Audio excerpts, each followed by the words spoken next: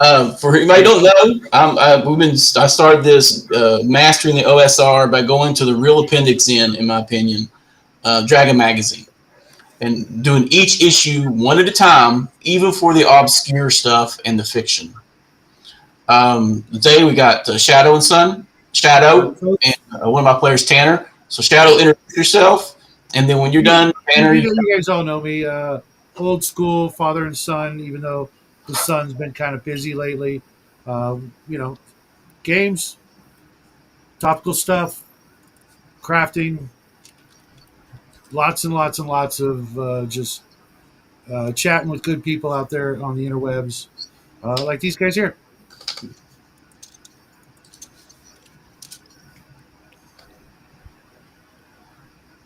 hey Tanner, you want to share something about yourself?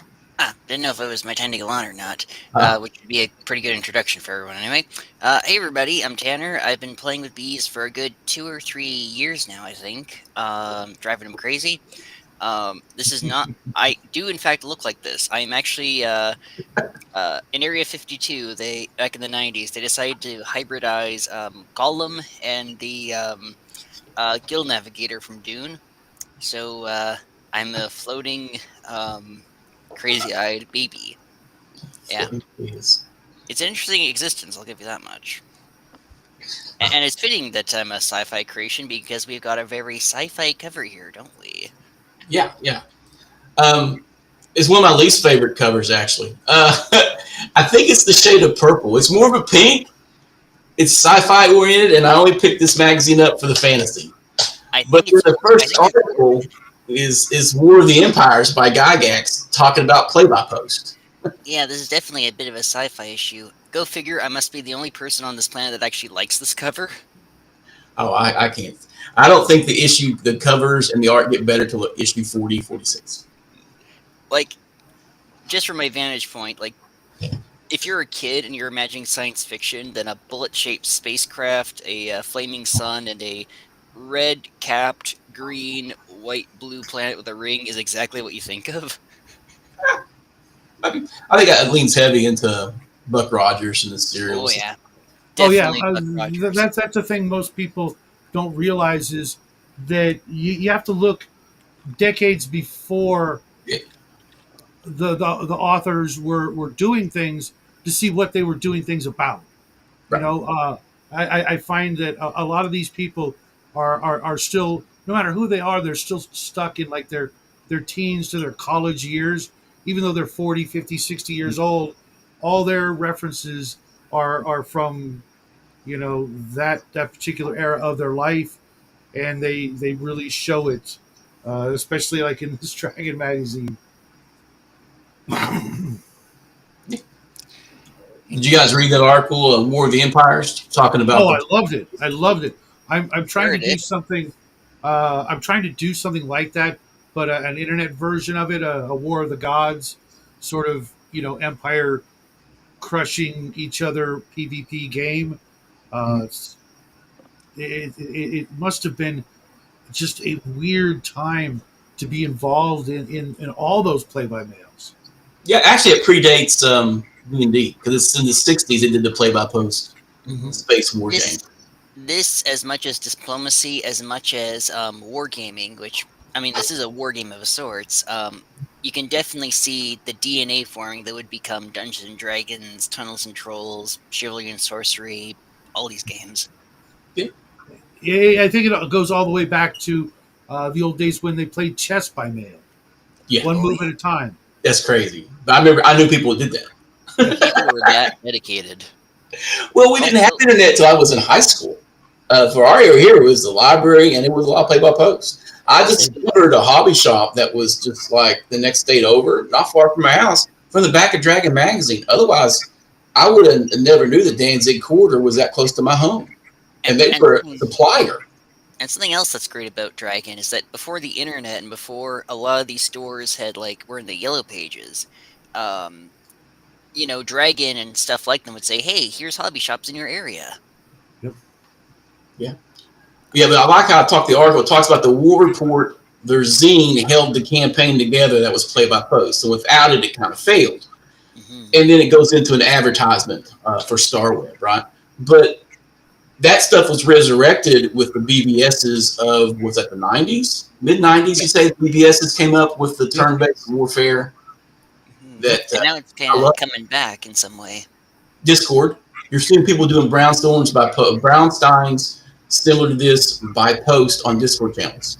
I've That, actually that, played in a Brownstein ran by the guy who does Mystic Mountains, Ross, and Yeah. he's going to be starting wait, up a wait, wait. sci-fi one soon. Misty Mountains? Yeah. Mystic Mountains. Mystic. Oh, Mystic. Okay, because I came across something like that that I wanted to be involved in.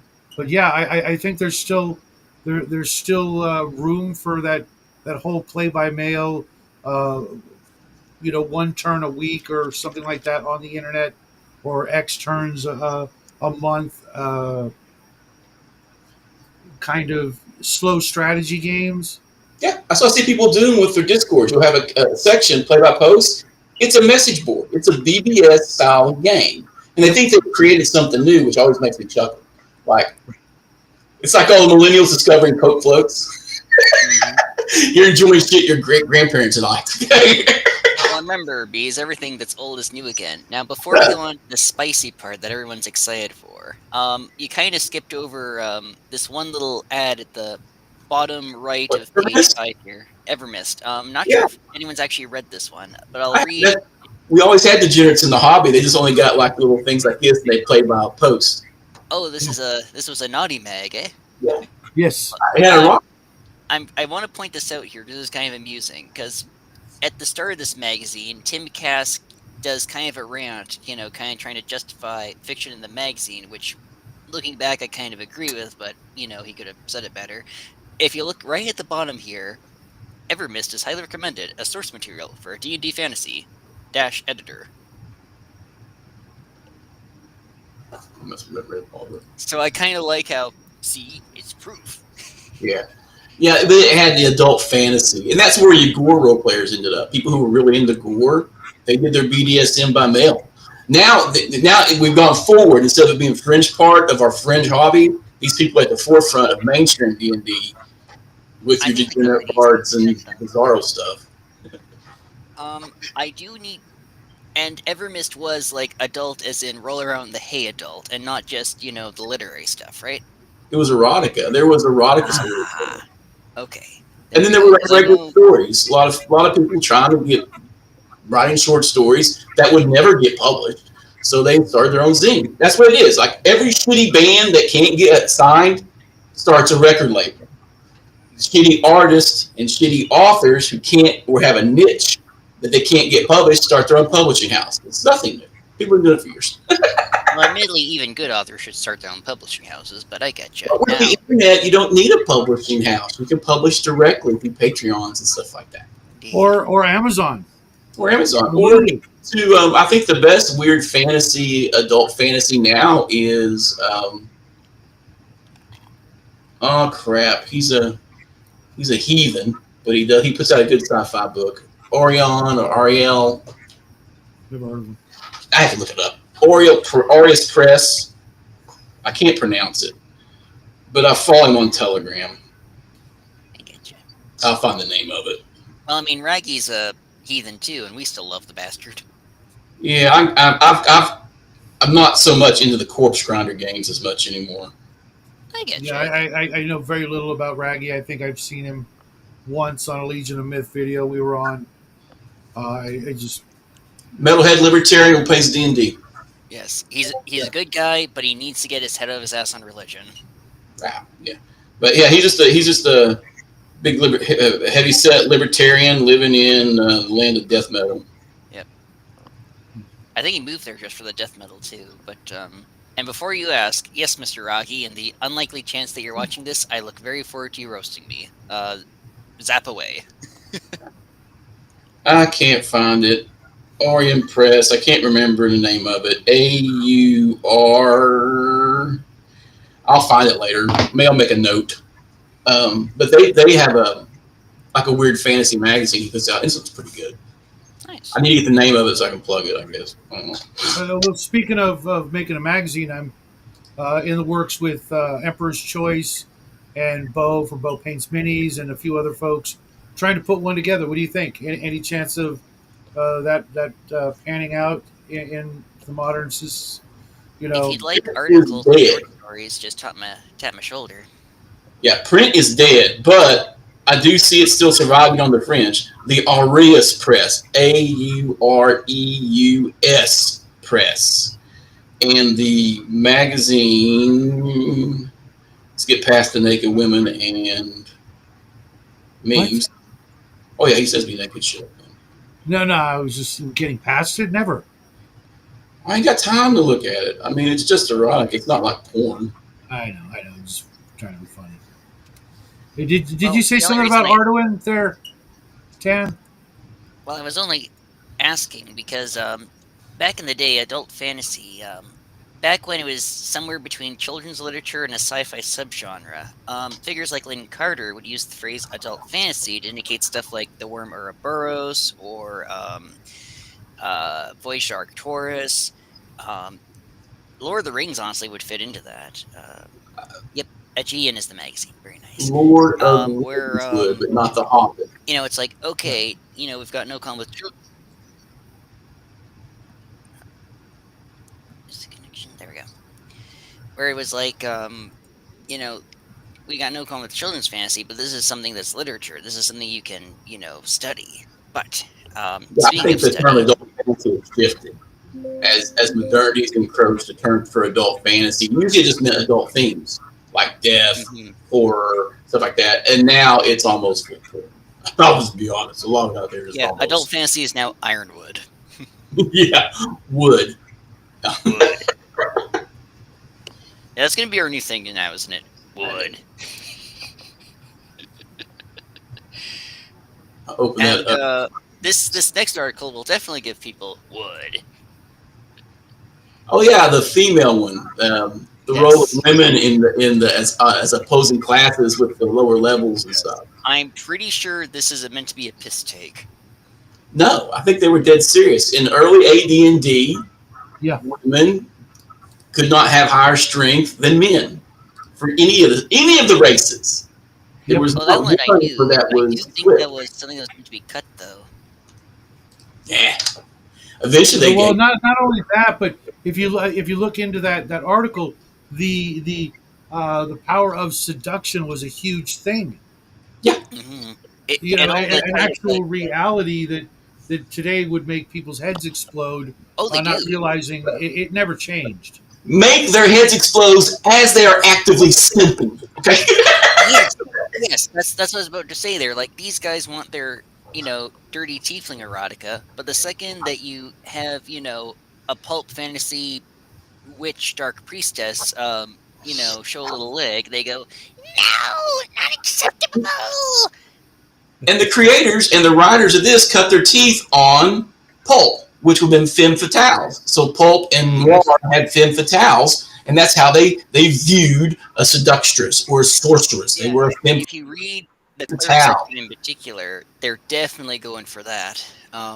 Yeah, and the witch was more fighting woman, swordswoman. They had limitations, but they had a natural charm.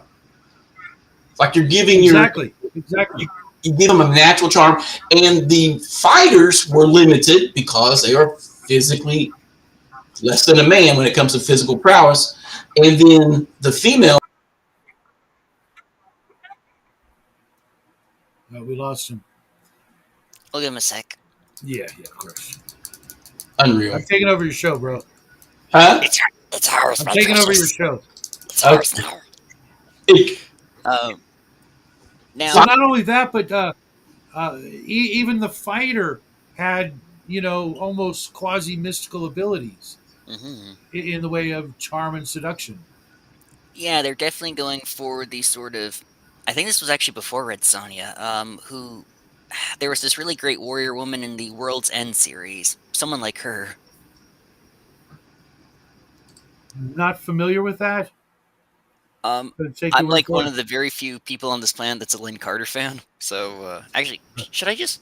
Nah, I'm gonna get her name another time.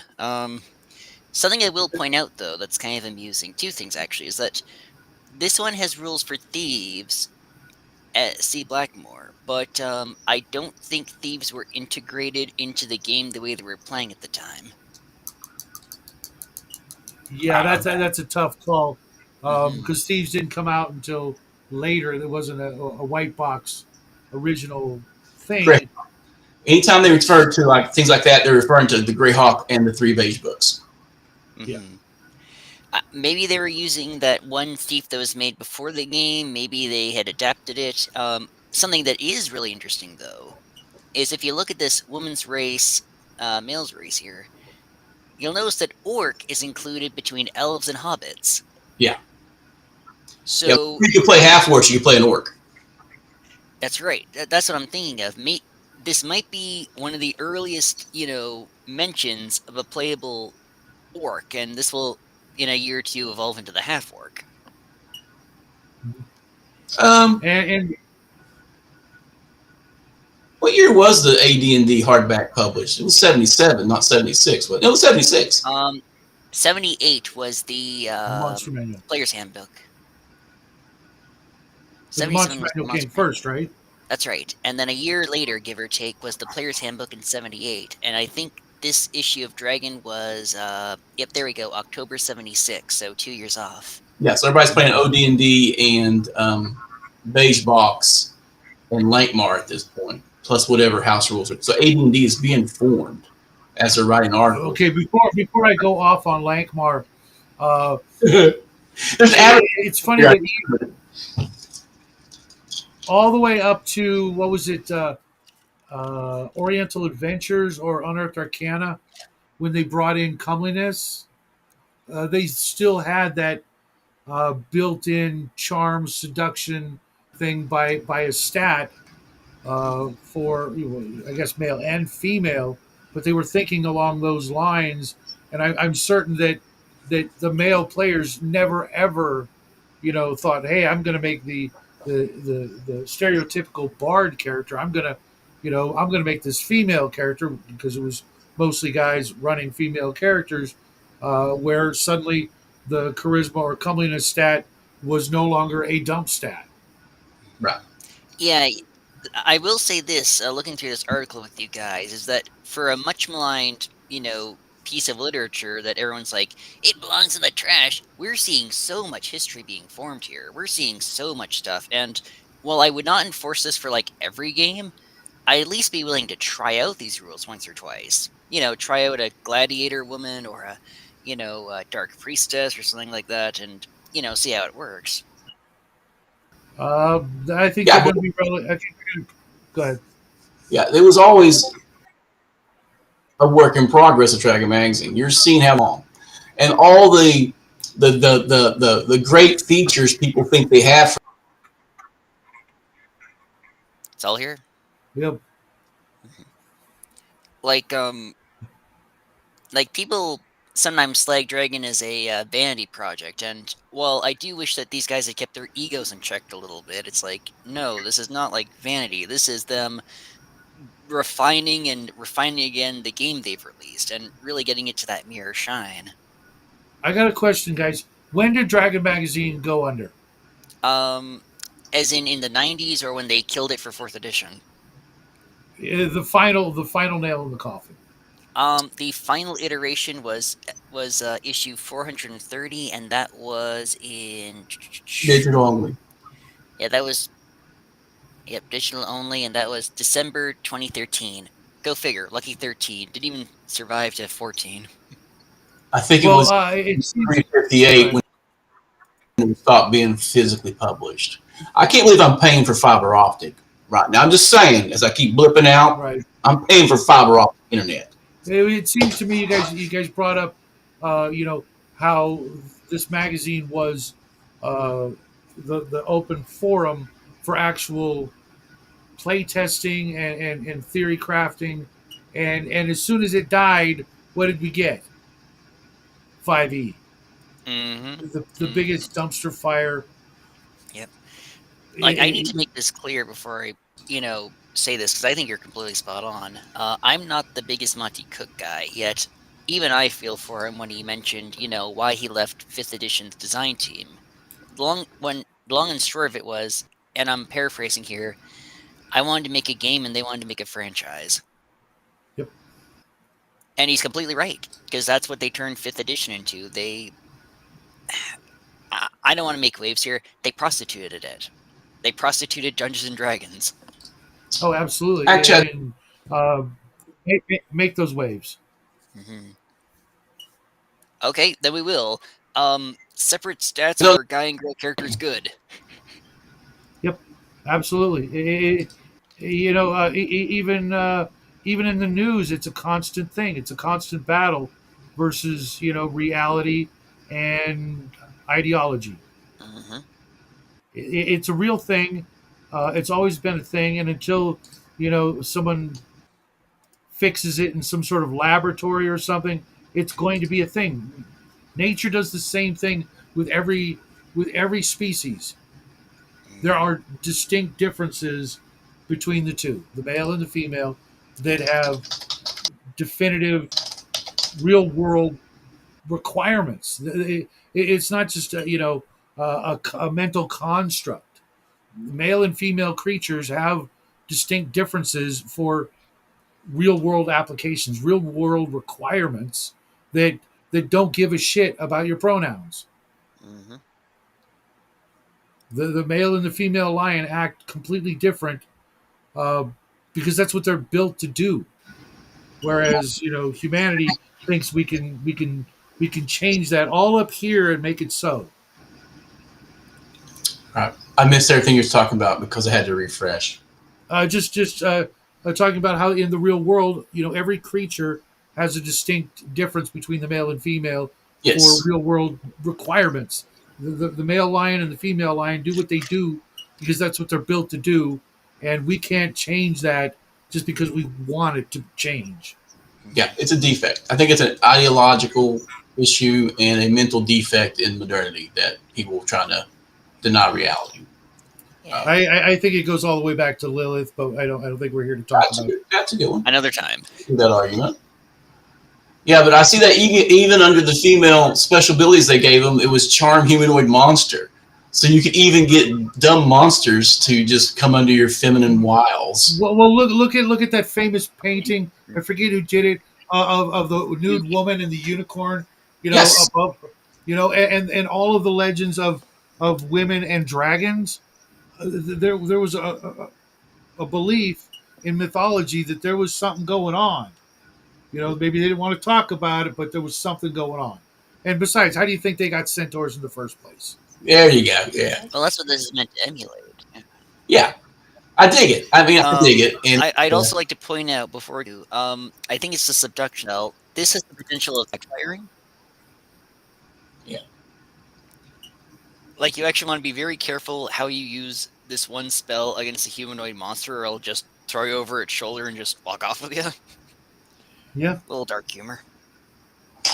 but that was a thing, and it's even more a thing now than I think ever before. If you look into certain kinds of fiction, the world is rampant with that stuff, and uh, if there wasn't some sort of desire to see it, we wouldn't see it. But we see it on both sides of the spectrum, and as depraved as it is, it's still out there. yeah, basic. It's basic drives. Mhm. We'll probably go ahead and move on to the. Did you guys read the Search for the Nutcatch? I didn't really get to it. I read the other two, and I just No, didn't. I didn't because I hadn't read the first two, so it would be like coming in at Return of the King, not knowing what the hell happened prior. So I skipped that. Make sure you guys crack the whip, and I'll read all 4 issues before next time. But yes, Gnome Cache, written by Garrison Ernst. I wonder if that's a pseudonym. It was actually a fairly decent story. I skimmed over it, but I didn't read it in whole. You know what I mean? I can speed read like naturally. So as I I'm flew not for sure. the idea of it, I'm not sure if Mr. Big Air Quotes Ernst. what? I said I'm not sure if Mr. Ernst, big air quotes, ever finished this one, but I do hope we dig up the ending to this someday. It seems like a good fantasy story, and I just kind of skipped on it. I probably shouldn't have, since we're supposed to go in depth for all the little the little, Well, can little we take a moment? Did anybody ever play Lankmar? no, it looked lame to me. Um, I I do know there was a copy or two at my local game store once or twice, in the used section, and I do know that it actually predates a lot of these games by several decades. Really? Because, like, It was I think the story is that $10. Fritz Lieber, nice, which back then would have been like 50 bones, It right? was a big box set. Indeed. I know that Fritz Lieber, he was looking for a setting for the Fafhrd and Grey Mouser stories because you should create your own setting, not just use ancient Rome. And he was working with a bud on the Lankmar board game. He's like, wait a sec, Fafhrd and the Grey Mouser, Lankmar. Oh, now I think the board game was actually a bit of a came out, and Because I've been searching TSR for a gave it a copy of it re-release, but forever. Yeah, because there's an advert for it in this magazine. Yeah, I've been looking for a copy since I knew it was a thing. I'm a huge Grey Mouser Fafhrd fan, and I'm also a big collector Yeah, of all this history. Even if I never or get to play it, uh,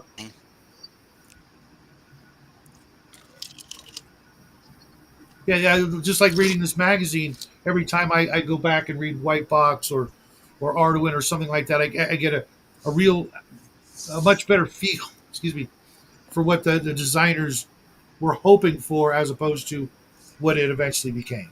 yeah. Lever wrote short stories for all the previous Dragon magazines except this one, I think. Oh, really? mhm. Yeah, there's a Fritz Lieber short story He was in very one, active. two, yeah, 1 and 2, and he helped design that game. Indeed.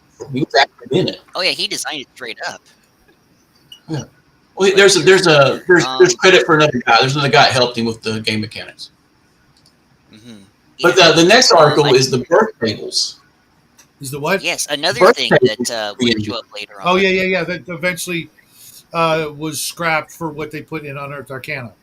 Right, right. But none of this, all this in here was suggestion. It was like the play tests or what they were doing at their tables. But it has a lot of cascading tables, man. Mhm.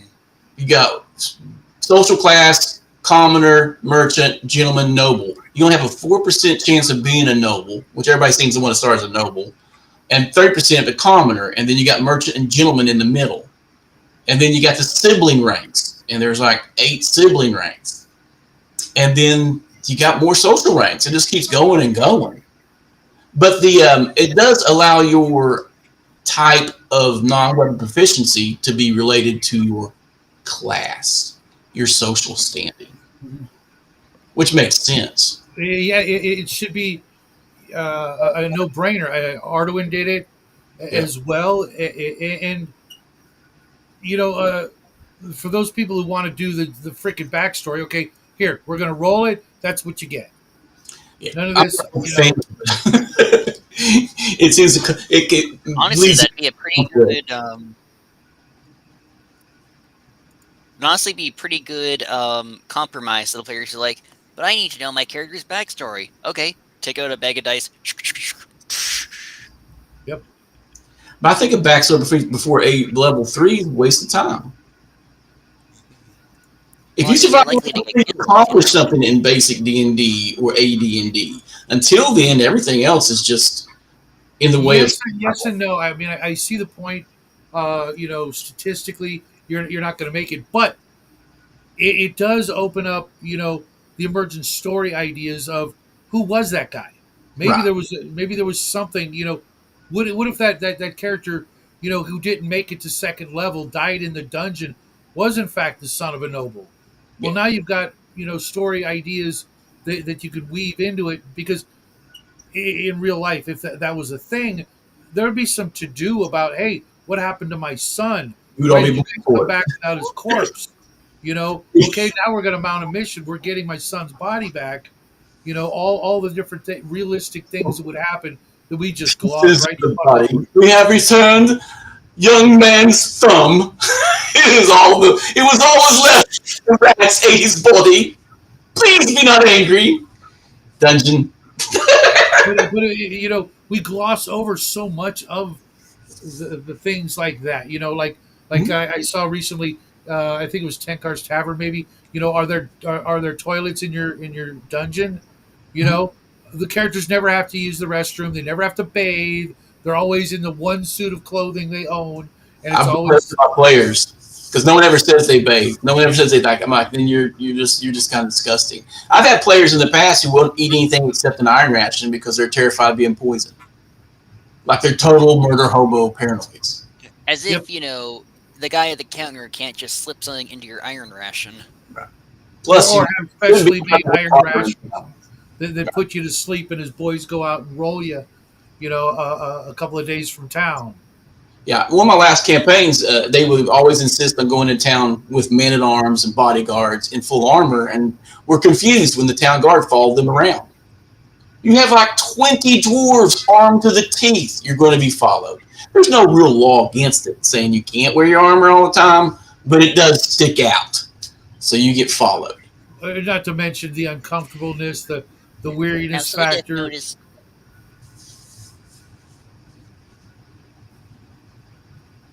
Mhm.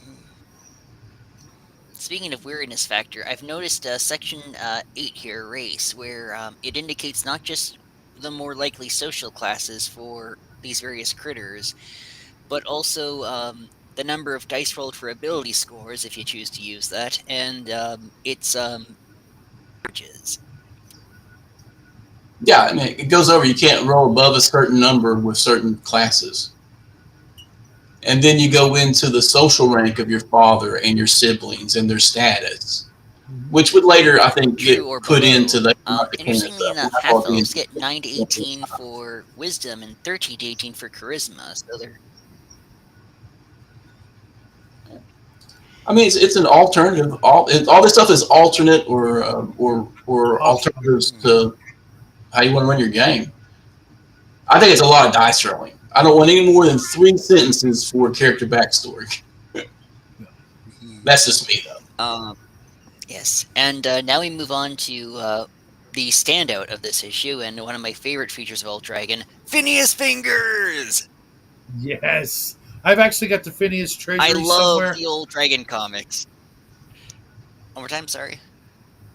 Yeah, I've got the Phineas Treasury.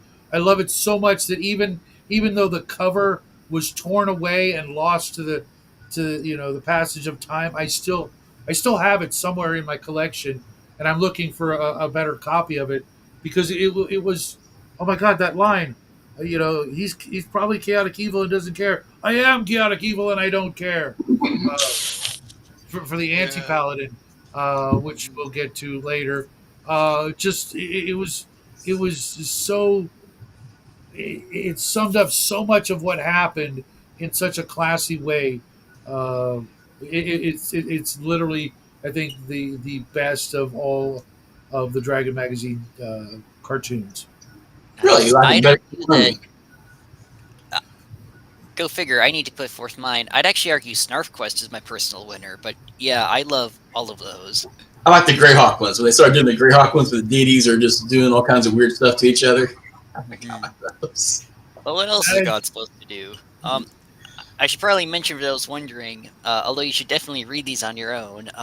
The scenario here is that Phineas Fingers with his buddies Fred and Charlie, um, he's trying to listen, and a critter is sneaking up and eating his buddies. Hey Phineas, shut up, I'm busy. Phineas, listen, how am I supposed to pick this lock when you guys bugging me all the time? So next issue, he's gonna have a little trouble there. I don't think they're actually connected though. Half the time they weren't connected to Or each other. it's a no, they story. did. They did actually. Once they went to color, it was In the connected. color. Even before then, each strip, slides into the next one. It is, even from this early stance, They, this is a narrative, even if it's a very silly narrative. Also note, for everyone at home, both Fred and Charlie have mustaches. Full page. These full page uh, adverts were like my first introduction to like miniatures and stuff. Oh yeah, Yeah, I but still have most of yeah, those miniatures. I was amazed how many of the miniatures in this magazine I actually have in what was it, the minifigs, like the little yeah, Balrog. I've got some of those for sale on eBay. Uh, some of the spaceships from Valiant, I have those. yeah. Ralpartha, Grenadier. I didn't realize Grenadier went back as far as it did. They went Uh, back free. They're free. They was in Micro Armor and Wargaming way before D&D. yeah, I didn't know that. And mind you, I was deep in the miniature game even back in 79, 80, 81, and I'm still hugely involved. I know the guy who owns the molds for most of the miniatures we're talking about, whether it be Tom Dye or another friend of mine. Uh, and again, those are pieces of history, Yeah, tangible, physical pieces of history that have, you know, interesting stories for those who care to listen. yeah. Moving along through it, it goes to Wargaming World, talking about miniature news, Hmm. Valiant, and all those. And then there's the mapping the dungeons where people put their personal information up for DMs. Could you imagine even doing that today? The level of doxing and Oh hate. my God! I know it blew my mind to think that people were that Yeah, open. this just Back when Write letters to those people, man. I need speaks advice. to, and because there was nerd rage in these magazines, this speaks to such a more, maybe not innocent, people could just trust each other more. Like I know even in Weird Tales, for this people would put out their addresses so they could all contact each other better. Yeah, it was both, more innocent and more decent, and we need more of that so much. You can't, you wouldn't dare do any of those things anymore, and it was such a great time when you could. You didn't have to worry about, all the different things that could happen if your real name and an address got out there. Uh, God, it must have been just a yeah. an amazing time to be a gamer. Well, it would have been harder to find games. You would have done more mail, more correspondence, which required a little bit Right? more literacy than we have nowadays, Oh my God. and phone calls. Remember, most of the rules were hashed out over long distance phone calls between Arneson and Gygax, and the rest were mailed back and forth. Yep. Hmm. Yeah. Like I believe it's true that Gygax would get calls from like 3 in the morning from like a guy in California being like, "Hey, what's the range of this spell again?" I would not pedal. I would not settle for that. I would have lost my shit. Oh, I, trust I, me, I I put up with actually it for a few years. I had a friend before he passed away at a really young age. He was going to school in Frisco, and I was living in Orange County, California.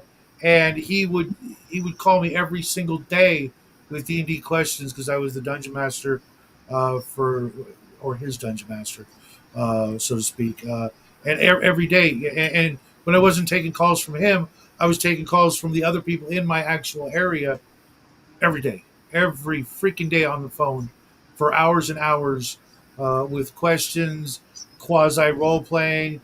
Okay, my character just going to do this while during downtime, stuff like that. And now, like, I don't hear from my players except during game time.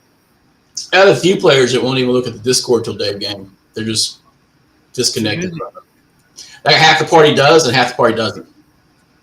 Yeah. So players of mine out there, feel free to contact me with any little stupid thing because it makes the game I run used to have faster and questions more about enjoyable. AD&D stuff once in a while. I'm not even in your game. I used to do it with Mattias a lot, but he doesn't answer me as much, so I stopped bothering.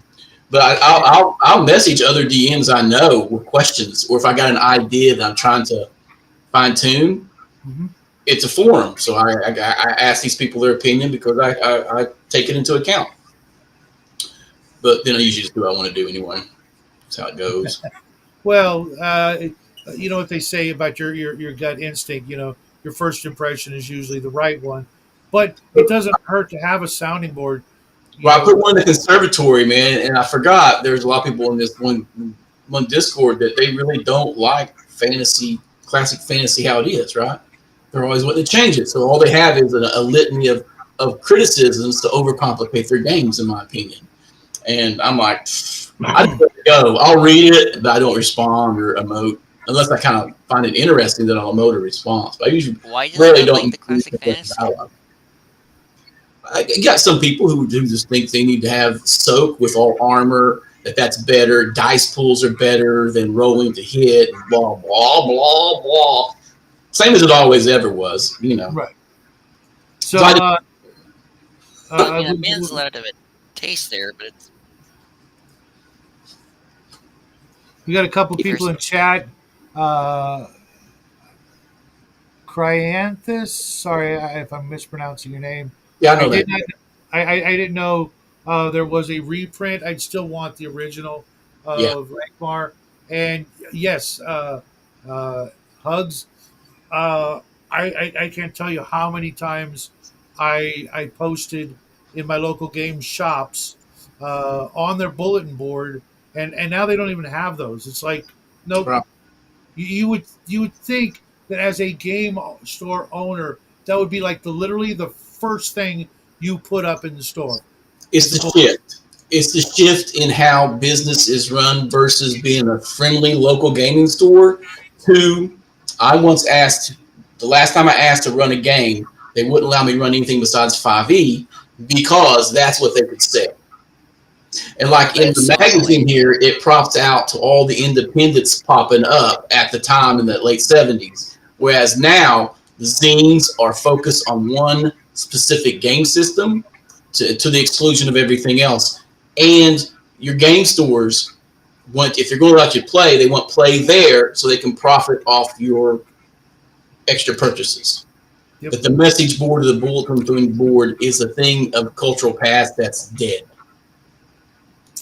Well, as you guys know, I'm hoping to open a store in about 2 years, and that will literally be the first thing I post. Not only inside the store, but I will have one outside, so that if we're not open, you can freaking thumbtack something to the board and go, yeah, I'm looking for players. That'd be Nice. nice. You know, It, it, I know that my own local game store still has a bulletin board, which is good.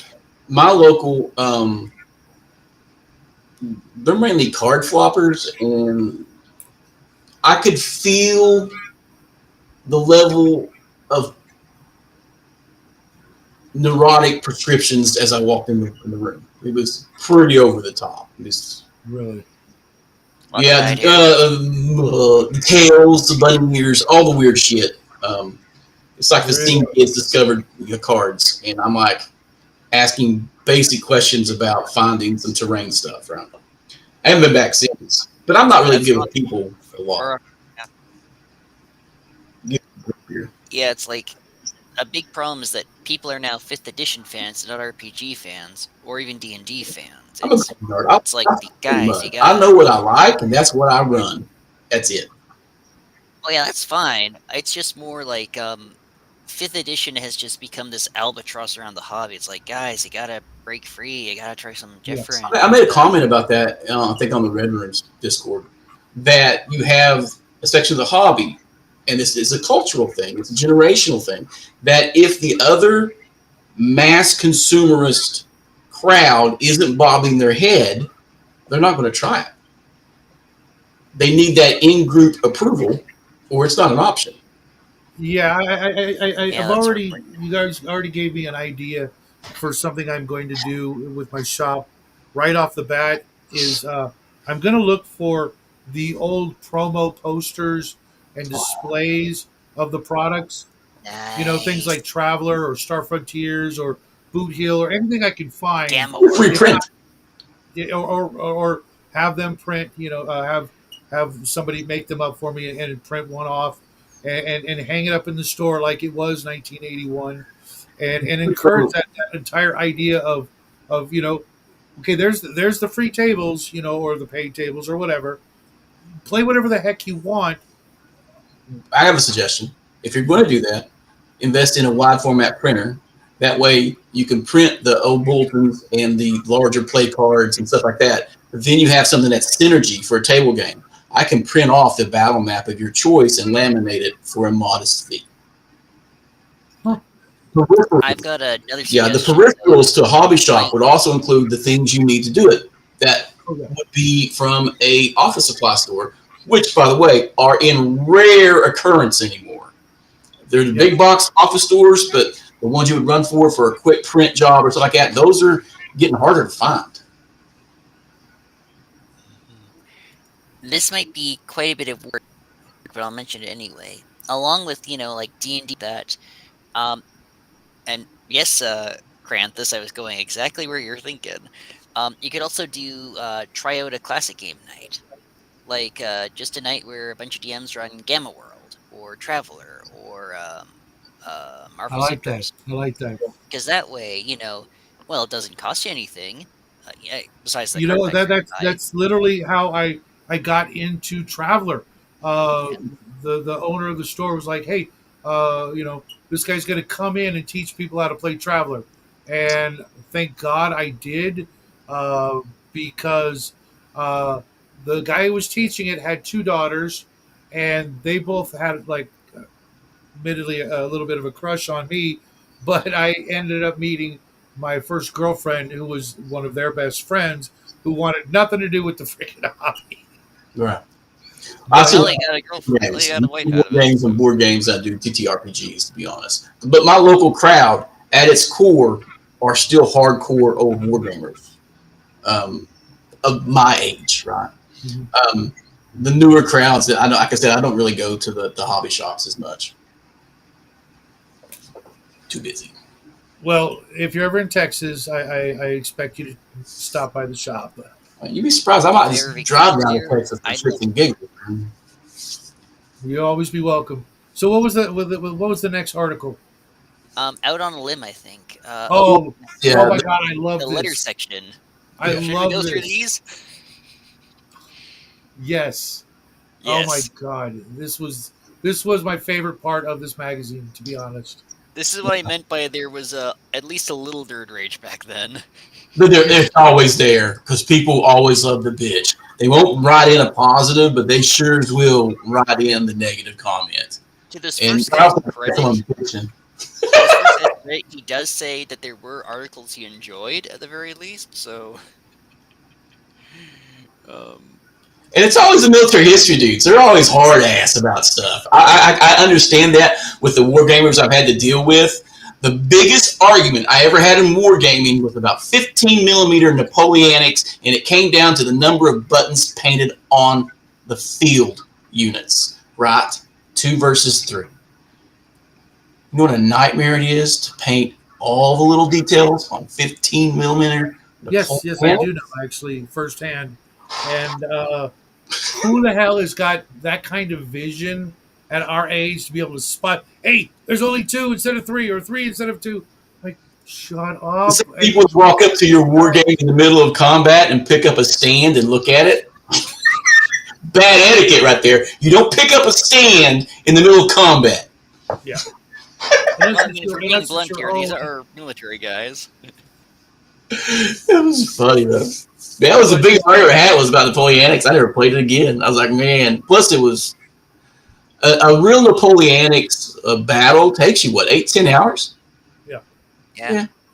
I mean, unless it's specifically some sort of skirmish, then or skirmish type game. How and why I never got Napoleonics at all. I to this day I still don't understand the draw. For larger unit combat, dude. It's for doing battalion upon battalion and division and corps movement. That's what it is. See, that's a completely different answer than I've gotten before. And for that, why don't you just play 6 mil? Oh, 6 mil's even worse. But 6 mil's most sci-fi. Oh, your big stompy robots, that's 6 millimeter sci-fi. Yeah. Well, that's what that's my favorite. Yeah, that's my favorite. I like BattleTech too. But when you're doing historical warfare, you got to do the bigger units, and those stands are X amount of men and blah blah blah. It's a lot more because you don't even really fight to the end of the combat. Usually, after 8 to 10 hours, you have a position where someone's got to quit the field, right? they've been flanked. They're going to start making morale. They're going to start failing morale checks and be routed. And that's usually when you call it. Because most armies did not fight to the last man. That's you fought till you routed your enemy, or you put in a position they surrendered. Yeah, it's literally suicide or retarded. Take your pick. So, what did you guys think of the first guy who I think it was the first guy who's, uh, you know, complaining about too much fiction in these magazines? That was a bit of a sticking point. Well, that was a shift, right? The first three, over half the magazine was fiction. Uh-huh.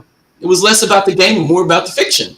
And from this position on, I think it goes down a little bit, and then it becomes to a complete backsit, starting like in the number 40s, I believe. It's 40s when you don't really see more than one or two pieces of fiction in a book, in a magazine. I don't know about you guys, but I literally expect fiction in it. Even if I don't read it, I want it to be there. I know, but it was never more than two of the full-size stories. Yeah. Right. Previously, half the magazine, first three issues, over half the magazine is fiction.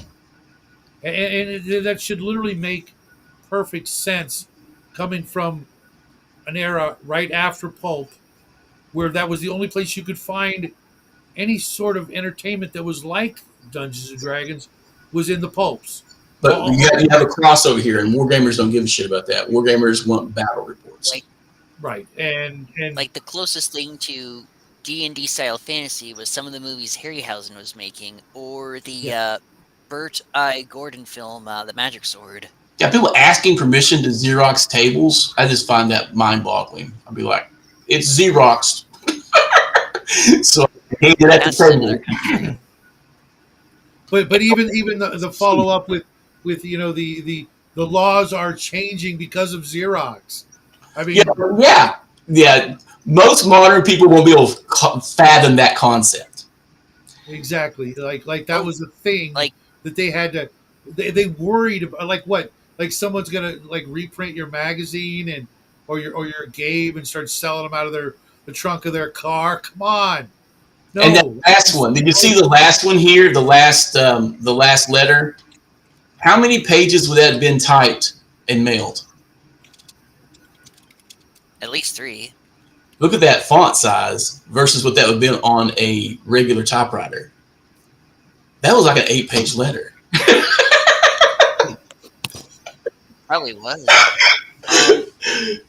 It boggles my. We could argue and talk about a subject like a single article on here for hours. So we can't really say much because we didn't have the internet then. They had to write a letter. Imagine that, writing and then waiting to get the response on something that really grounds your gears. Everybody in the wargaming group or role-playing group had to hear that story 6 times before he got into Dragon Magazine. Yes, I do. Hugs. I do have a channel. It's just like the title, Shadow and Sun. Think about the poor bastard. Maybe that's why so many of us grognards are the way we are. That we literally had to fume and keep that fire going until we got the response. Or 6 weeks later, when you got a response, you're like, "Oh yeah, I was mad about this. Now I'm mad again." They did respond to a bunch of letters that didn't ever actually make it into the magazine, too. Oh, so hundreds, if not thousands. Yeah. I don't have many more, but I wrote a few in, and I got my answer. Nice. I probably should have just hashed out and made a ruling, right? Instead of that appeal to authority. And now you get a little longer in the tooth of the DM. There is no appeal to authority. You want suggestions from fellow DMs, and the rest of the time is like, that's it. It's how it's going to be. Yep. My way or the highway, which I don't really prescribe to that. I do.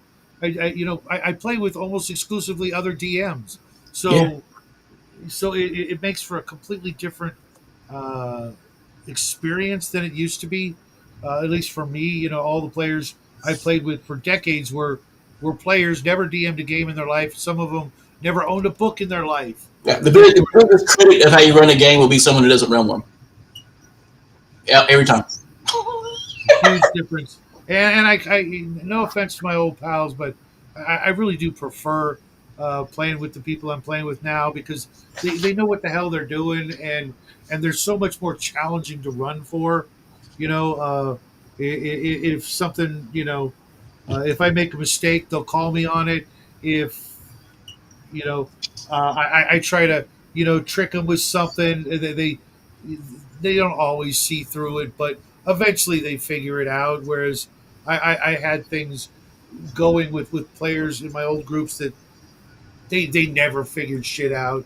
Oh yeah, Uh, I run into that a lot, dude. I just make a note on my printouts or on an index card, and I don't worry about it again because these guys miss a lot of my players miss a lot of foreshadowing, and they miss a lot of secret doors, and they miss a lot Guilty of as that stuff a charged. lot. So I just don't worry about it. Um, Uh, X X Nar Take care. Prime is asking, what is Xerox? oh, I forgot how young you were.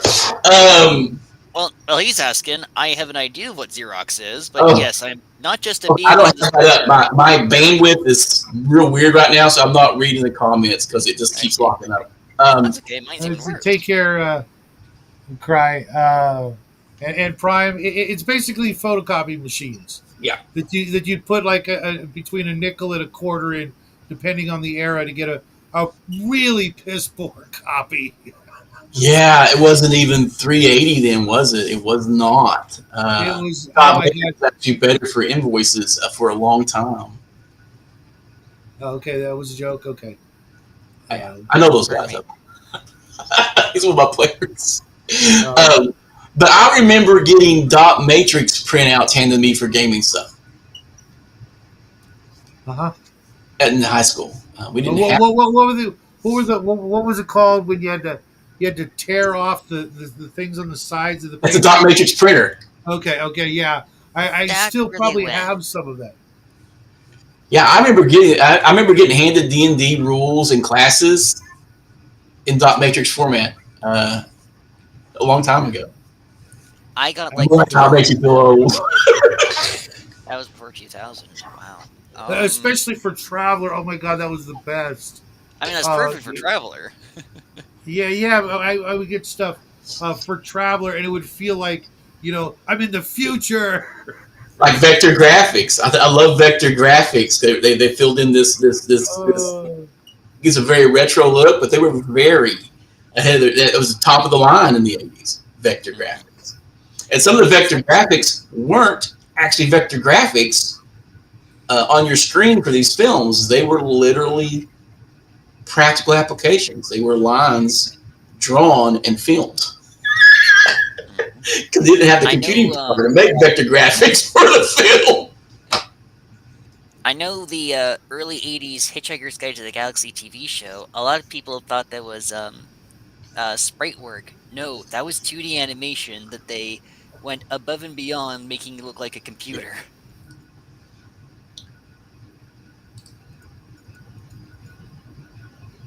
All right. The next one, I did kind of scan through the letters. I should probably read them in depth because they always crack me up. But then this is the meat of this issue is subclasses, and all these subclasses later get incorporated into D&D, mhm. AD&D one way or another. But these are the Yes. first time you see them. The healer, tons of XP, D8, and it can do so much extra stuff that was taken away, like the detection abilities. These level based at 8th level, you got a guy can just sip a potion, tell you what it is. Detect slimes and molds. It's an awesome ability. More useful than you Yeah, think. I actually have a healer character in my AD&D. It's an NPC. He's the ship's surgeon because I needed someone who wasn't a cleric that could just do sawbony stuff. And I'm like, oh yeah, Dragon Magazine right over here. The Did you Hmm. use this one, or did you want one of the later ones, like the same one, the oh, the the the, second one? the best of Dragon Magazine 1 or 2 version, which was the one that we're looking at here in issue 3. Yeah, and it has the level limits in here for dwarf and hobbit and half elf, which weirdly, hobbit, aka halfling, half elf, and elf, are higher than dwarf as medic for the healer. Mhm. They can only get to name level, but these all get above name level, 10 to 14. That was rare for a demi-human back in the day, wasn't it? Oh, it was insanely high level compared to what they could be in anything else. Yeah. Because I think they were starting to see Like, that these limitations limited the game. You know, I don't agree with that. I think you're trading your level, highest level advancement for all the perks and glory at low level. I'm somewhere between where I've grown to like the level limits. I think they are important for the game. Although I do like the idea of Beckme style attack ranks, where you can still improve. Just humans are much Yeah, better yeah, at it. I agree with that, except for Uh, and one thing. I will always die on this hill. I think elves should be better magic users than anybody else. yeah. It goes back to I they are literally magic incarnate, but they're shitty magic users compared to wizards, like human wizards.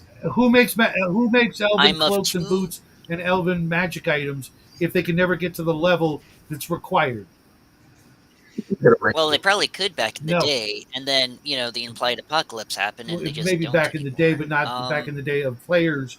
You know, Yeah, you have to be, I think, 12th, 11th or 12th level to cast an enchant item spell, let alone a permanency. like If you're saying that enchantment item is the only way to make a magic item, as opposed to having divine favor and No, no, actually absolutely knowing not. magic in the magical places to get that instead, you have to Right, go to that grove and blah blah blah. Plus, where they're long lived, they could take a route to make a magic item that actually takes much longer because they live much longer.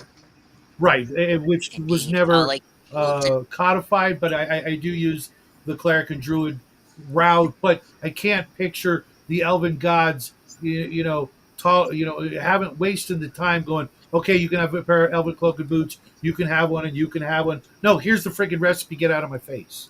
I think they just make them and they are magical. Now, I've noticed that in Gillespie's mega dungeons, in the sort of settings, you have NPCs who craft and they have a percent chance that it's magical, or it has a percent chance that it's a magical effect with it. Like you gather up the large spider silk, you take it to this half elf in town, he makes you a cloak. There's a percent roll that it's magical. That's an NPC, a low level, nobody NPC without levels, who's so good at what they do because they've done it for centuries, it creates a magical product. I can see that as well, along with the just the especially if you look at the non-weapon proficiency weaponsmith, where a guy who just puts enough slots into weaponsmithing from adventuring, Mm. could eventually start making +1 and 2 non-magical weapons. Uh, Yeah, I call that soul forging when I made a mechanic for dwarf because dwarf didn't have a magic user mhm. and certain editions they didn't have clerics. But that when they capped out at level, they could just burn XP to make magic items. Why else get that keep getting XP if I, they're? I didn't like the burning of XP. That did make sense, I mean, they other can than go up it should levels. be a mechanic. I get it's a my resource. assumption is that You you're don't trade this for that, but it doesn't. I yeah. mean, I don't forget how to do things when I do other things. Fair, I don't think that's what it's supposed to be there. I think it's more that you're pouring right? your life essence, your will into this item, and it's gonna drain you. I It's prefer like a no one constitution makes drain. That makes more sense on something like that than If you only make suddenly so many getting magic items in your lifetime, then you're done. right. And I think that's way more realistic and because you can always get more XP. I've seen how many magic items you put in your game, man. That's a lot of dead dwarves.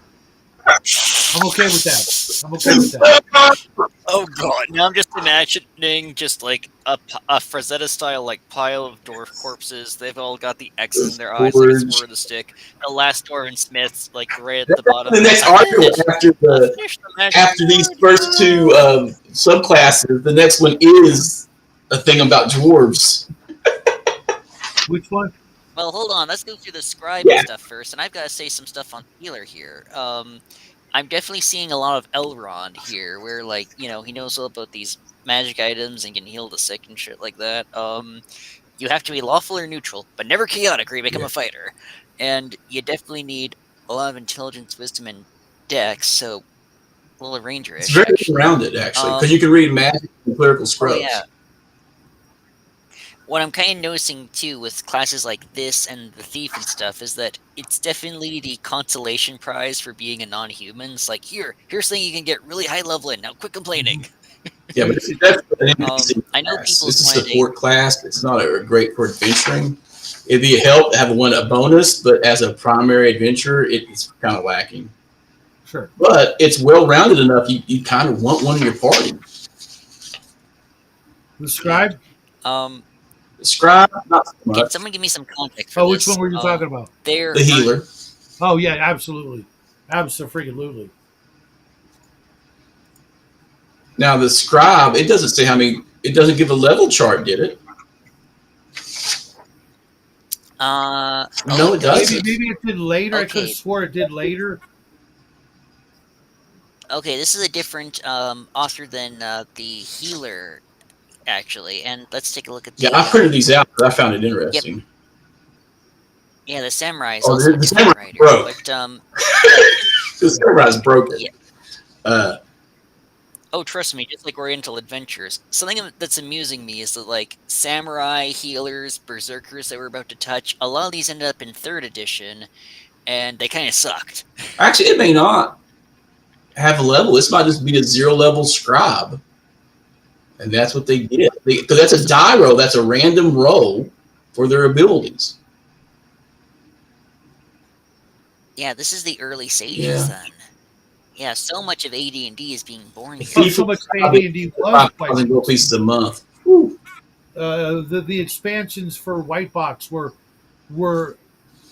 AD&D as far like 75% of it went into AD&D exactly as written.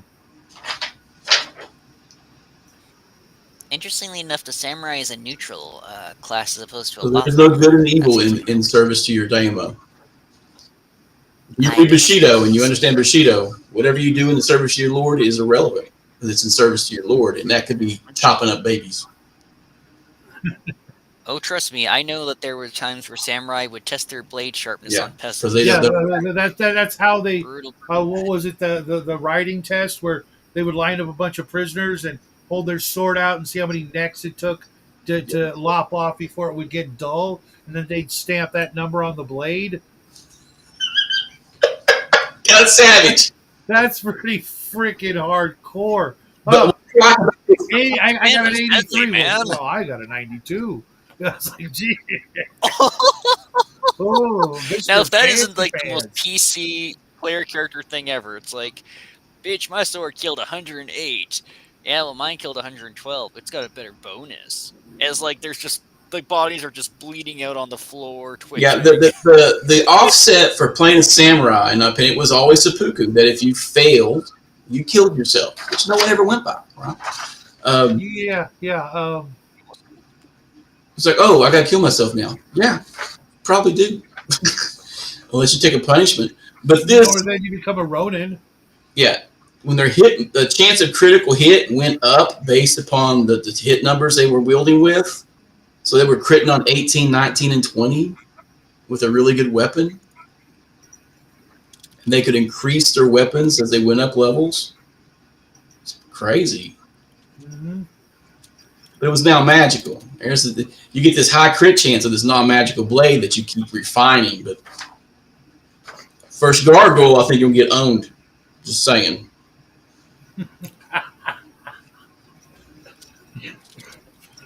So if you roll A above, you smack that gargoyle with your katana, and it freaking wraps around him. Now, see, I always say it hurts them, but it doesn't injure them. Like you cut him and you sink it up, and it seals back, but it's not enough to permanently injure him. So hitting magical to hit only creatures really irritates them because it does hurt. It's like, quit doing that. It's like punching someone who's above, who's gonna whoop you. Like I go up and I hit him, and he's like, "Hey, don't do that." And you hit him again, he's like, "All right, it's on." And they just whoop you. That's how I view the magical only to hit. Or some things that this doesn't. Well, it depends on like golems and gargoyles. They're made out of freaking stone. True. It would be like taking your wall hanger and going out and hitting a light post. Should hurt your arm. It's just gonna wrap around there, and your hand's gonna freaking you're gonna possibly break your wrist Yeah. from hitting something that you can't possibly do any damage to whatsoever. If If you you're out scratch, there played mailbox baseball, we won't shame you, but it does do a number on your forearm and wrists. Mhm. Magical extracted from magic extracted from nature. Chaotic evolution produces magical chance. Interesting. Which one are you reading that on? That would be Hugs' latest Oh, image at twelve okay, oh yeah. six. I don't have the thread to watch. I have to try to put it up there again, but I'm pretty sure I'll bog down. yeah, Yeah, don't worry about it. we'll No. take care of your I think I your. got a bad stick of memory. Is what I'm thinking. We'll answer your question another time, Trooper. Don't worry. Um. Also, I double checked the dragon needs authors and artists. Send a word. Um. I double checked that. That'd be about 5 cents Yeah. nowadays. So 20 words. 20-word paragraph. You get a buck. It's a labor of love. So I always just Mhm. the need to make everything a marketable item. I just kind of shrug at. I mean, I put out 4 modules and I gave them away. They're all free. Honestly, it's probably better to do that than enter the rat race. So, but right in between the classes, these subclasses, they threw in a new view on dwarves, which basically gave them extra bonuses. And I'm pretty sure this is going back to OD&D or something. It doesn't say which edition it's for because there's no editions right now, right?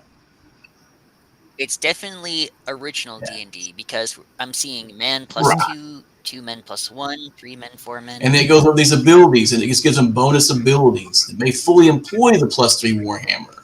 They note slanting passages 4 on 6. Is that the first time it's noticed? That's put in there about stone ability. I think the 4 on 6 is in Right. original The D&D. languages, giant class, full value of gems and jewels, which I've always, when I played races class, giving them a big bonus to identify stuff by value. It's 100% time. Same way with handling armor and weapons. They got to detect magic for armor and weapons. I've done that once or Something that's worth noting as well here, the note. Since there are only 7 families of dwarves, there can only be 7 dwarf kings. So what Dragon was very big on was sort of this soft world building where there's this many family of dwarves, this works this way, and you were supposed to kind of extrapolate that and see what kind of planet Yeah, would it's work. OD&D because they're referencing dwarves as clerics to Greyhawk. Dwarves as Sea, same as listed in Greyhawk. So they're referencing the 3 beige books. This is something a little darkly amusing. Dwarves with dexterity of 17 or higher can swim Yeah. naturally. All others must learn We how. played for the longest So, time that dwarves couldn't swim for years with both Really, groups. Yeah. because they're so I remember tiny. that with hobbits and riding horses, and things like that. But I don't remember the swimming ever being a thing. Halflings and hobbits, though, have the physicality of a pot-bellied teenager, right, with big flipper feet, so they could possibly swim. But dwarves always remind me of actual midgets. Throw a midget in the pool, see what happens. You're going to drown somebody. I'm just saying. It happens. But the Mm.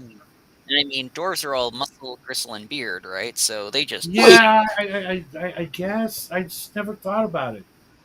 it was in later editions like 3E where the bastardization of your folklore tropes that they suddenly could swim and stuff. But we always just ruled that they couldn't swim. I have players now, but then I'm playing a new system and I read up its rules on drowning and stuff, and it's way more vicious than being able to swim. If you're in heavy armor and you fall in the water, 75% chance to roll the dice, you drown. End of discussion. Yeah. Also, at the bottom here Damn. by Jake. Duh. This little 3-panel, very much black and white because it's just a bunch of eyes and speech panels. This is the dubious honor of being the first comic in Dragon because it was a holdover from Strategic Yeah. Review. How flattering. Obviously, you can see this and then see Phineas' fingers and see already there's been a big jump in I quality. couldn't even read that comic strip on my screen. Let me It see is it then bleeding. again. It does bleed pretty bad Uh, on the PDF. I have an amazing printer Could you though. jump to your prime order, Omar? Then put your split in my outer zone of control. Talk. Where's where's F to the center barrier? Listen, what's that? Full division of armor. Lieber! Dragon! Hot dog! So Gygax told me. So Bear said orcs? No, just the Gen Con 2 crowd. 4 crowd on their way home. Your move, Irving. Okay, that was actually pretty I didn't funny. think about it. I could use my Yeah, but phone to look if at Gen Con 2, God, That is Gen Gen Con Con 2. 2. yeah, I mean, just think, I can't tell if that's a 2, 5, or 9. think about how old we were back then. Most of us couldn't even get in the I was doors. 5. This was Yeah, I'm 76. 5 years Let's see old. here. I was 9. Yeah, my old man was taking me to hobby shops, but mostly for World War II stuff. But I was, that's how I got initially exposed to all the other things that were out there. But yeah, going to a con with my old man, yeah, I can't picture that. Yeah. I forgot the phone. I would have been at the time of this comic being made, I would have been negative 18 years old. So I'm not even spermazoa. Yeah, Well, depending on your exact genealogy, your parents might not have been around. I think my mom was actually born in. I think my mom was like 3 around this time. Okay. the and it goes over the intelligence Thanks for making determining us feel what old. level armor and stuff they could be, which I thought was kind of neat. These are right. This little the abilities of dwarves are a great house rules for anyone running racist class. You could cut these, copy that, throw it into your game, and it would be awesome. Sure. Also, an excellent world building thing to put in your game. A dwarven king you can achieve the rank of 7 dwarven families and just go off from Yeah. there. Then it goes back into the subclasses. The Berserker.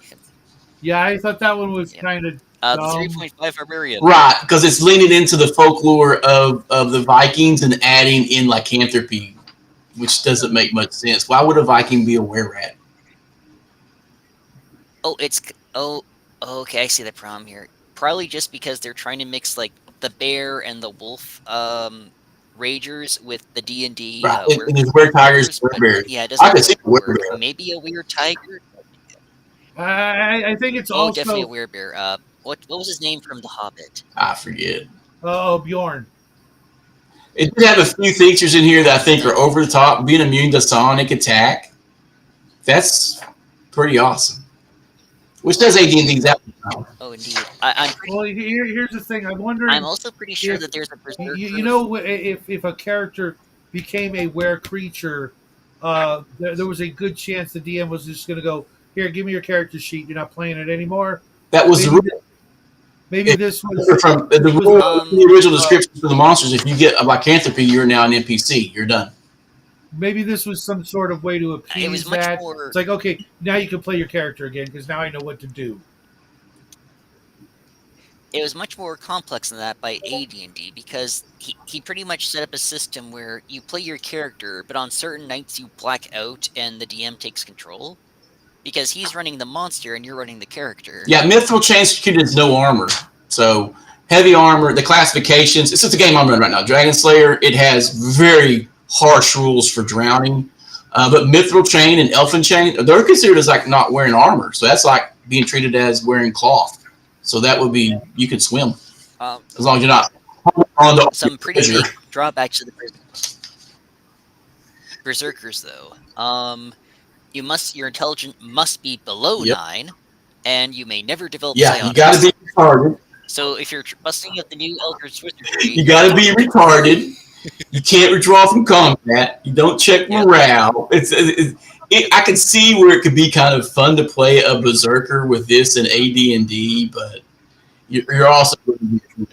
I know one of my best buds play whenever we're playing Axe and he's a player, because usually he DMs, he always goes for like the Dwarven Fury or the Raging Berserker, or just this complete meathead. It's great. Um, but oh, and look at this. Each clan has one clan master. Combat for the top spot being detailed under monks or druids. So even with this fan class, they're indicating, hey, you're you are part of an organization. You are part of a certain order. Yeah, and you know what? I would say this is my least favorite of the subclasses. Yep. But it gets worse. This is more unintended comedy than it is something that you Yeah, I want to play think so. long term. Just Along the lines of just charging the opponent. along the lines of the Jester that came out later. Or No, next they're in here. The next class is the idiot Look, class, just here. and then Followed by yeah, the Jester. idiot. Oh my gosh. Oh, this is great. An idiot is obtained by paying 160 gold pieces at the beginning of the game or at a city. If present, 50% chance. The player also has the opportunity to buy a midget. Hey, There there's you something go. you mentioned. For 200 gold pieces. The midget adds Was he on organ grinder? Because that makes it perfect. Oh, he's a monkey. An Oh, idiot's no. prime requisite is constitution, so he can stay goofy. Can trade 3 for 1 with wisdom. So you can destroy your wisdom to get more con. That's crazy. Yep. The idiot's purpose is to confuse the enemy, so it will run away and attack a wall and commit harikari, eat all of its treasure. An or some idiot other can related take his act. wisdom and intelligence down to 6. For each constitution point above 12, add 1 point on chances to confuse. So your whole, oh my lord, exceptionally bad abilities. So this is if you want to roll the trashiest abilities and run something that just does weird shit, that is the idiot class. There is one class that's even trashier than this. The pervert class. I know, but I'm not doing White Dwarf. That's the land of the limey. We're gonna leave the British to deal with the self-inflicted stupidity they're dealing with right now. right. Oh, come on, man. Let's do White Dwarf later. I'm going all the way up to 3rd edition, and I'm gonna stop when 3rd edition gets in here, and then I'll find something else to do to read on. Because I don't think after that it really contributes to the OSR. And the focus is how does this help you become a better DM for the OSR, right? And the idiot class would be fun. It is for the gonzo people. You want the gonzo? Here's the idiot class. Indeed, it's a good middle ground too. I also love how you have to pay money to become an Name level is weirdo. This is a bit of a yep. I'm thinking more like this is sort of a zing on like college. I guess. You pay money to be an idiot. I don't get it. Why you would want one in your party, or why you would want to hire one out, other than just having one more piece of cannon fodder. It confuses the monsters, and they fall down every 100 feet, guaranteed. I do like the titles. It's like name level's weirdo, but you got cretin, klutz, cluck, duller, dope, dope, and at first level you're just a dummy. If your life dream was to play, what if Ernest played Dungeons and Dragons? I want to play the Ernest class. Ernest goes to the dungeon. Ernest rocks. Honestly, part of me is wondering as well if this is like so that you can play a character from like Xanth or the Maybe I could see that being inspired from that trash, but I don't know. Jesters, I know. Xanth is trash at least. Jesters. I know that Gary wanted to make the Jester a thing in 2nd Ed, actually. And there's a pretty good Jester class in, I think it's... And Arch Magic. He's put in Arch Magic. Let's see how it fares here. Jester. Most Jesters of my campaign always end up being assassins. Yeah, it's funny you mentioned that. The one and only Jester that I ever allowed in my game, he was thoroughly evil and did a bunch of that sort of thing. Was that inspired from Danny Kaine film? Hey, what's up, Justin? The poison's in the pestle. There's a Danny Kaye film where the traveling jester is the world-renowned assassin that he assumes his identity of.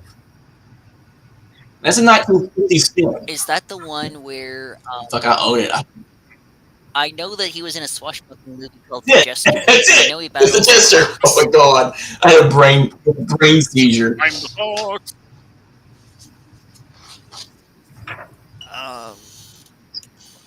Also, this version of the jester here, you need a lots of intelligence and dexterity, but your charisma must be 6 or less. Dwarves, because of their Jackass is touches. 45. I'm Pillow. seeing here that there's a lot of Eyes. I'm seeing that there's a lot of satire about short people in this issue. Yeah, I mean, I really don't know that I follow the low charisma yeah, use. I think the idea is that jesters are annoying at like Renaissance Yeah. fairs but their whole or point was to everyone entertain. hates them, but like a jester is meant to be. Well, no, well, not only that, but if the charisma was that low, how would they survive? Yeah. You would just kill them outright. It's like, you know what I mean? It would be like letting Andy Dick into your life. You know what I mean? That's true.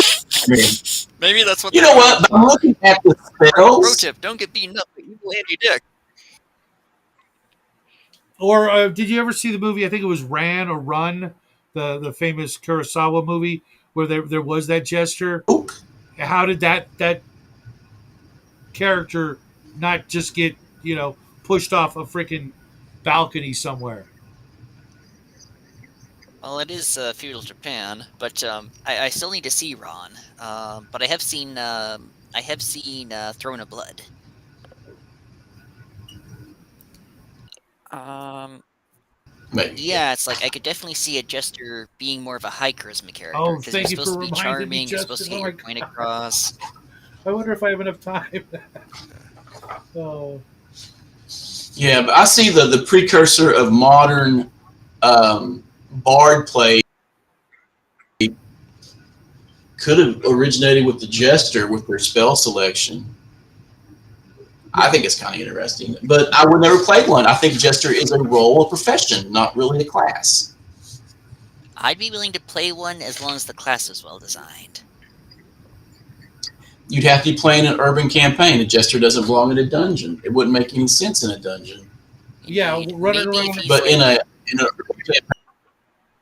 I get you. Maybe if he was like the fighter or the mage's like personal sort of comedian, or like just there to entertain him, and then they realize, hey, wait a sec, you're mildly competent. You're coming to dungeon with us. that's the But, goal of the class is to become a fucking NPC to a liege, yeah, right? precisely. It's like Yeah, the traditional garb of the jester offers no protection from anything, let alone even walking through the woods. That costume would be shredded in a matter of minutes. Yeah. And then the last thing after the jester, which of those classes, which is the worst? I think we're all unanimous. It's the idiot class. probably the Berserker, easy. well, the idiot's meant to be Berserker over bad, like idiot? deliberately. See, like the berserker has uses. The samurai, I mean, he has to kill himself if things go haywire. I'd actually say the sage, which really Scribe? hurts because it barely gives you enough. The scribe, yeah, because it barely gives you enough to actually play this. That's an Like, NPC subclass. am I I think. supposed I think to? that's a zero level NPC that you Yeah. hire that eats up your henchman slot, one of your henchman slots. Who does Yes, because here's the scribe thing. stuff? Here's the thing. You'd have to like really trust the player and know what he's like, but like you could give someone like that an idiot class, and he actually like does the proper messing with the monster's I think head. the idiot class would be funny as a sidekick, but it's going to get you killed. So I think it's the worst. Best class Yeah. healer, worst class Definitely more idiot. than otherwise. Imagine your own personal jester in the dungeon, though. Hold on, before we start, and I start slaughtering these goblins. Entertain me, fool. He tells a joke, and the monsters look at each other, and then you run in for a surprise. Yes! You'd really have to have. You'd have to do your homework and really write up a bunch of really bad jokes or Well, that- research them. People have hobbies, dude, and you've seen how some of our games devolve into people trying to out-joke each other, the dad jokes. Yeah, If you start I to really, joke I would for ha- 10 I would have minutes of to your break session, there'll be nothing but dad jokes your whole session. Where is it? Do I have He's it? referring to me, Yes, by I the do way. have it here. I have 2 or 3 players that do that shit, man. I would have to have this on hand at all times. There you go, the insult one. What's that The there? insult dictionary, Yep, the insult dictionary, splendid. and it's in I want to say English, German, French, Italian, and Spanish. I gotta bring this out more often. Yeah. Just saying.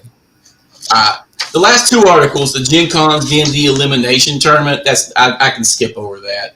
But then this combat modifications for dexterity, where they tried to do exceptional dexterity with percentiles. I remember off and on through Dragon Magazine and gaming that everybody tried to do percentile extra for every stat. I remember a small window that was a thing. Yeah. But it was shoved to the side as soon as Deities Demigods came out, where it had the 19 through Mm-hmm. 24 statted out. Yeah, I think that's when it ended, and that came out. The first deities and demigods was 79 or 80. I gotta look. I gotta know. I gotta know. Oh, I'll look too. Deities and Demigods, I think, was 1980. I was close. 1980. Because that was a year after. This Yep, is my 'cause that was a original year after taped up Dungeon Master with Guide. the Cthulhu and Elric. I got a better copy back here, Yeah! 1980. That's the proper one. Yes, amazing how much they go Actually, for. here's something. Just absolutely. I can't have tabs open when I'm streaming. What the? I think I got a bad stick of memory. Honestly, in the rare chances I get to run AT&D, I absolutely use the deities from Deities and Demigods with the Cthulhu and Yep. the Elric gods. And because I know that its predecessor, Gods, Demigods, and Heroes, had the Hyborian gods, I put them in Yeah. too. Yeah, it had I'm very Conan, it much had Elric, on- it had Fafhrd, Yeah. which I wish they would have kept Conan in the other one. If I only. know, right? Oh, Grandma But did. If I did. but I only, believe it or not, with the deities book, Tanner, I never use the Earth anything. I'll throw in stuff from Elric or Nuon or Lankmar or Cthulhu, but I will not use Norse, Greek, Roman, and none of that. It will not happen. Fair. Just Why so? because I make up my own worlds and they are nothing Earth-like. I mean, obviously they have to have some things that are Earth-like, but culturally, Oxygen. I make it all up. Yeah. You'll have to tell me about your world sometime. Um, But we got to finish up this mag yeah, here. no shit. Yeah, I'm a One of big these days. guy. I throw everything in. Usually, I've been. Yeah, I'm kind of the same way. I'm just sticking to the Greg Gillespie I thing get where I've been kind using Dragon Slayer though, which are of working very toned good. down. I know personally, for at least for old school fantasy, I tend to do sort of a Silver City model, a sort of Yushan model, if you're an Exalted fan, where there's this big gleaming city of every sort of deity you can imagine. So some of them are from Earth, some of them are from fiction, and some of them are just absolutely bizarre. Gotcha. I could see doing that if I wasn't such a control freak. My world, Trust me, I'm not saying you should. It's just, you know.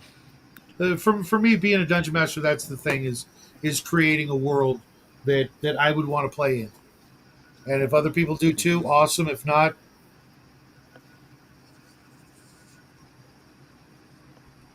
I'm not sure they need a wait. Hold on.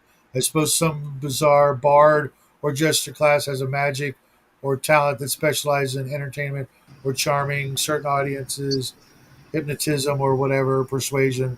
I'm not sure they need a ridiculous clown or jester Like a costume. minor illusionist. Yeah, well, just I mean, the traditional jester always had some sort of flamboyant costume so that you could recognize that. Yeah, that's the one and only guy who's allowed to make fun of the king. Anybody else, off with your Gets head. the rope. Gets the rope. Now I don't have a copy of Dragon Magazine 4 on PDF, so I'm gonna try to find it in a day or two. Otherwise, I might skip over to 5. I'll link it to you. That's fine. I'm gonna link it to you right away, man. It's right here, and I'm very looking forward to very looking forward. Game time started. No. Because this is the big Tecumseh issue. I Chickamel. love Tecumseh and Tecumseh. Yes, I'm not sure if it's Tecumseh, or I've Tecumseh always heard because it I can't. Chickamel. Yeah. That's the Empire of the Okay, Kettle Throne, I'll do right? Tecumseh. That Yeah, is I just correct. I just Yes, got one I of just my picked up a favorite copy of games when that I a couple of months ago, got into the hobby as a and kid. I've yet to read it. Yeah. Of the early ones, I think Dragon number 3 is the best of the first three. I just didn't like the first two. They were too much fiction, and I like One more reading so than fiction. one. Is the much. I'm more about the game design and alternate ideas for D&D campaigns and stuff like that. Now they did go into like mythology of like Central America and stuff in the previous editions. I mean, previous issues, but I don't know. These don't those as campaign areas for a game just don't excite me. Yeah, I've literally got. Hold on, right here. I don't know if I've showed this off before. Nice. Yeah, I love your I'm not a collection. big fan of Oh, nice. Still shrink wrap. Oh, That's that's how sweet. little I care. Well, that's not too surprising because there's still a lot of like late '80s, '90s TSR stuff that's still shrink And, wrapped. and this is going on the chopping block because Yeah, this it kind is of the sucks. most. It was the most insulting to my Are you intelligence kidding me? TSR product. All the world Yeah, it sucked. sucks. It suck ass. Barbarians. Let me sum it up. It Okay. is all. It's all of the cultures of ancient Earth inside Mystara. Yeah. What? Yeah. You literally could not come up with one original culture. What killed me Uh, is it should Well, there have are been many like the in Lost Mystara is that World it's inside the Hollow World, just like Jules Verne with alien um, predecessor races dinosaurs, and stuff. all the Edgar Rice Burroughs. Or the not Vril, saying you're wrong. That's or Island Ready. Vrilya, go full Vrilya on the inside of the Earth. Oh, Mind I you, know. I didn't know how to put that. I was just going to say Nazi dinosaur cults. Um, I just forgot that. I mean, okay, that would in be the cool. fiction, the Vrilya were a whole thing that some people actually, when they printed that fiction, thought that was real. So we've always had people putting reality onto weird fiction back in the day. But then again, you're not allowed to fly over Antarctica, so Um, I can't be 100% certain that there's not a big hole that goes to inner Earth because I can't fly over it. You we'll can't fly see. over it, and you can't do I anything know that the satellites. reason that a lot of Dying Earth fiction has the world return to Pangea, or like this megacontinent, is that there's this one quack from Germany, I forget her name, which pretty much set out that like there are these base starter races, and they lived in this higher spiritual zone on the early lost civilizations. And the guy who wrote the of all things the Harold Chase stories, or one of the co-writers, Ellis Proctor Camp, his before he got really big in fiction, his big claim to fame was actually Yeah. debunking all of that. Mind you, figures like Edgar Rice Burroughs, didn't think that there was life at the center of the earth, and John Quincy would disagree. Clark Ashton Smith did not think that there'd be a megacontinent, but they're like, "Fuck it, this is a Yeah, great but John setting. Quincy Let's would do it." disagree. Um, I find it fascinating. But as for an issue of Dragon, it's the first real Well, I Dragon, in my loved it. opinion. 1 and 2 suck. I think 3 is when it starts. And then when Dragon comes to this, its own is in issues in the 40s, in my opinion. But you can see the development of the Definitely in a game buzz. that became AD&D in each issue as it goes along up until it gets a little different. oh yeah, just going through Dragon Magazine Best of 1 and 2, I could see so much that literally went into the Player's Handbook, the Unearthed Arcana, the Dungeon Master's Guide. Not so much the Monster Manual that I've noticed, but it was like the proving ground, the, the world forum for Do you what was think going to be Dungeons and Dragons. do you think there was a little bit of crowdsourcing involved? That this prototype of crowdsourcing, what got the Yes, best reviews and feedback from people, eventually became what went in. absolutely, absolutely, and without it, Absolutely. the not just Dungeons and Dragons, but almost every other game you can think of, Call of Cthulhu, Traveler, etc. Without Dragon Magazine, they would have not been able They would have died on the vine a long time ago. Yeah, Oh yeah, like because that's what we fandom. talk about games, because there's only so much word of mouth you could do for a game. Yes. But if it was in Dragon Magazine being talked about, you knew it didn't suck. It was worth at Fan least checking games, out. fan content, sharing, playing, experimenting. This stuff makes games. This stuff sells games. Like going back to England real quick and giving bees a heart attack. Um, the reason that White Dwarf and Games Workshop in general began to suck in the 90s is that they went from a everything game mag into a just Games Workshop mag. Yeah. And Yeah. that meant that all these ideas that were being swished around in the pop culture, all these ideas swishing around in games, like, hey, how do you put a Dalek in a Warhammer campaign? How do you do this? How do you do that? Mhm. That was all gone. And so that organic blood flow of ideas just kind of dried up. Yeah. Yeah. It was literally just a self aggrandizing, self hyping product that most people didn't come there for.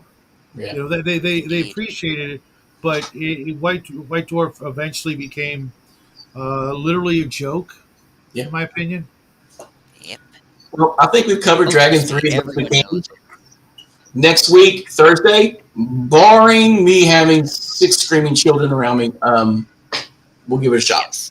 Keep Yes, us just give updated. me send us the PDF one way Yeah. or another. Otherwise, Yeah.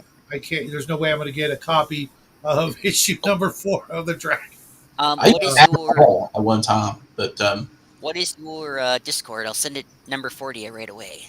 we'll just send it to Bubba and I already post did. something in Bubba, yeah, and, I'll and see then you. and then I'll hit you up so you can contact me. Eldred, I see you. I know you showed up in the last 5 minutes. I'm sorry. we're, Yes, we're I was in about to we're say in this that we were now. talking because I interrupt these guys way too much, and I look forward to that getting me kicked out. Hey, Eldred, how you doing, buddy? What's up, But Eldred? Um, I saw your video the other day. we'll call it later, guys. All right, take care, see you everybody. next week, if not sooner. Uh, See you for Tacoma